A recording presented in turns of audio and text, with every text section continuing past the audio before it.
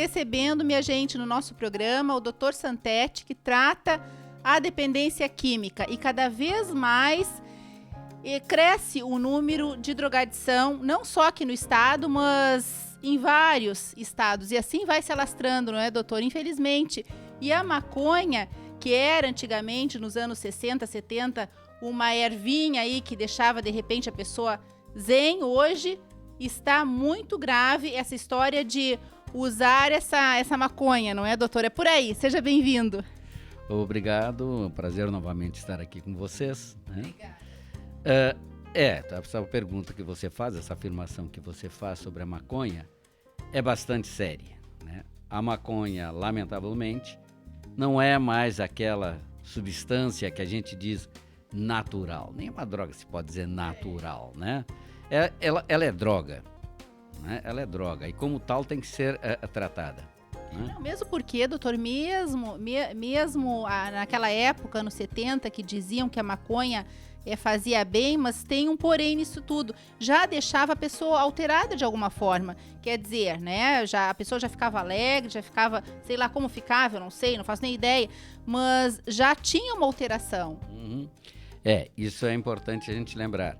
A maconha lá dos anos 70, 80, 90, era ainda aquilo que eles chamavam de natural, ou seja, não haviam ainda comercializado a ponto de fazer uma alteração na estrutura molecular da maconha. A maconha daquela época era maconha plantada, colhida, enfim, né?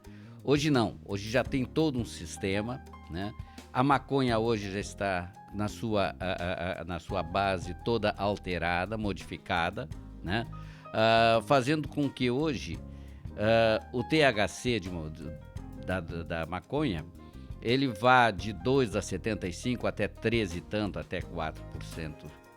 Ou seja, se na época de 80, 90 nós tínhamos 0,25 a 0,75 de THC, hoje nós temos, vamos lá, de 2,5 a 13,5. Né? Então veja que é bastante séria a condição. Aquela maconha daquela época não é que ela não viciasse, né? Mas essa aqui sim, essa maconha está viciando e está trazendo problemas mentais muito sérios, né? Muito sérios. A maconha de hoje não é uma maconha que seja esportiva, como até poderia ser aquela dos anos até ali pelos anos 80, 90, né? 80, 90. Essa de hoje, ela com 20 anos de uso, ela começa a criar problemas mentais sérios, até para muitos menos, porque a maconha funciona diferente em cada pessoa, a droga funciona diferente em cada pessoa. Então, ali pelos 20 anos de uso, ela já está criando o que nós chamamos de psicose cannabis, né? É a loucura, aqueles estados alterados, né? Porque até agora nós viemos falando, não, ela instala o gene da esquizofrenia. Ok, realmente a gente pode ter o gene da esquizofrenia e passar toda a vida com esse gene sem instalar. Quando se usa maconha, ela instala, por ser uma droga perturbadora, né? Ela cria a síndrome amotivacional. Esse é o primeiro problema sentido pela família, porque o filho começa a usar maconha e automaticamente ele já não consegue mais estudar, não consegue trabalhar, quer ficar em casa, vendo televisão, mexendo no computador, ele não quer mais fazer nada. Vida social zero, então. E aí, a partir desses sintomas, assim, que a pessoa começa a ficar mais retraída, já pode ser um indício que a pessoa esteja usando. Sim, isso é bom notar. Às vezes me dizem, meu filho não sai de casa. Sim, não sai de casa, mas fica em casa fechado. Fica em casa enfiado no quarto, trancado, sem relação social com a família, né? E fica lá simplesmente no seu computador. Muita gente diz assim, meu filho agora pegou o vício de estar no computador. Cuidado, porque sim, podemos estar nesta questão de estar fechado ali, mas podemos ter também uma questão de drogadição por maconha, né? Agora, A maconha invadiu mesmo, até no próprio residencial que eu moro, doutor, no próprio condomínio, a gente sente de vez em quando o cheiro, né? Não adianta, a maconha tá impregnado na sociedade, cada vez mais existem usuários. Agora, os pais também têm que ficar alertas quanto a isso, o cheiro também tá em casa. Esse é um dos grandes problemas, a tolerância dos pais. Os pais, quando enfrentam a maconha, muitos até por terem usado, né, lá pelos anos 60, 70, 80, 90, por ali, não dá nada. Não, dá sim. Ela vai criar sérios problemas mentais, dificuldade de estudar. Eu tenho um rapaz que entrou lá na comunidade e eu perguntei, qual é o curso, quantos anos na faculdade? 7 anos. Que semestre? Segundo. Ele estava no segundo semestre da terceira faculdade. Porque com o uso da maconha, ele começa a estudar, fica desgostoso com alguma matéria, sai, vai para outra, vai para outra e não consegue. Eu tenho um rapaz que levou 11 anos para fazer a faculdade de Direito. Então a família é muito tolerante e permissiva. Então ela tem que ter muito cuidado com referência a isso, né? Até porque eu tenho um caso bastante interessante que eles levaram o filho para fazer um tratamento comigo no consultório porque ele estava usando maconha, né? E aí nós começamos a fazer um tratamento, eu exijo exames e os exames vieram todos negativos. 3 meses depois aparece ele numa noitada violenta, a família pega e leva ele então para a comunidade porque não tinha, a coisa foi muito forte. Aí eu perguntei para ele, como é que você fazia os exames e davam negativos? Se é por causa da mãe. Eu digo, como por causa da mãe? É que ela acha que eu sou maconheiro, eu não gosto de maconha, eu sempre usei cocaína. Então, os pais têm uma tendência a reduzir a questão de drogadição. Como eles acreditam que a maconha é a menor questão, eles nunca entram naquela preocupação de ver, será que é só maconha? Então daí, não, é só álcool. É só álcool? É só álcool. Não, depois é álcool e maconha, tá muito bem. É que álcool está muito vinculado com a cocaína, porque são antídotos, um alivia o outro. Então, ter muito cuidado com isso, né? Então, primeiro os pais jogam tudo para cima da maconha porque acreditam que maconha é uma droga leve. Não é leve, né? Eu venho dizendo nos programas, já disse outras vezes aqui, que o DENARC vem dizendo há anos que 60% da maconha que é distribuída em Porto Alegre, aqui em Porto Alegre, já está misturada com o crack. É o que a gente chama de pitico, né? Então, por isso que nós temos, assim, agressividades de alguém que usa maconha.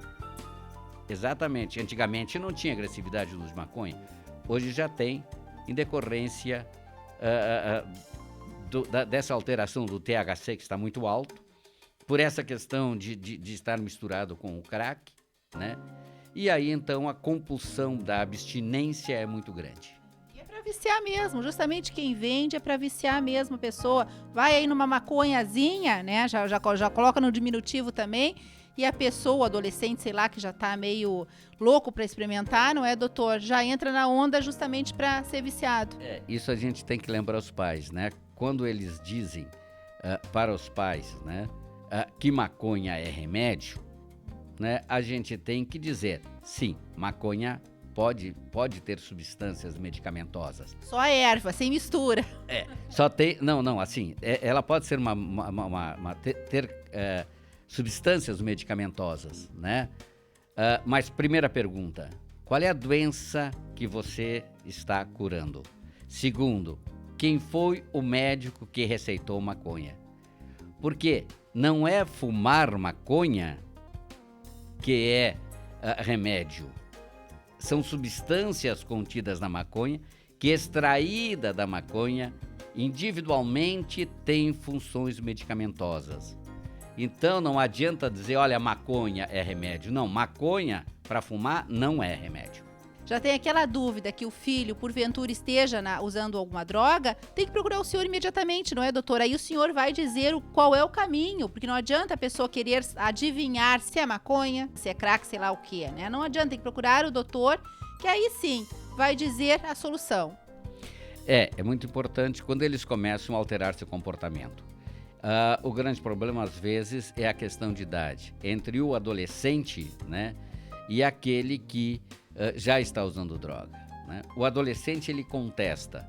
O usuário de droga, ele agride, né? Então, nós não podemos aceitar nenhuma agressão verbal dos nossos filhos, quanto mais física, claro, né?